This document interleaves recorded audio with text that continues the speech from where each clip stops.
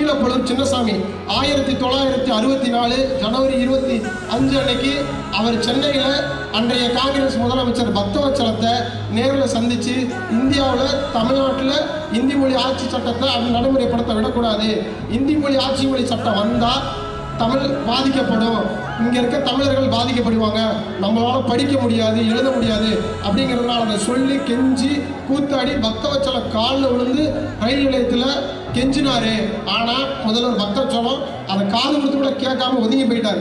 அதனால மனமடைஞ்ச கீழப்பழுவூர் சின்னசாமிங்கிற தியாகி திருச்சி ரயில் நிலையத்தில் 17 லிட்டர் சீமனையை தான் உடம்புல ஏற்றிக்கிட்டு இந்தி ஒழிக தமிழ் வாழ்க தமிழ் வாழ்கன்னு சொல்லி 27 வயசு இளைஞர் தன்னோட மனைவி கமலம் ஒரே ஒரு மகள் திராவிட செல்வி 2 பேர்த்த விட்டுட்டு இறந்துட்டாரு.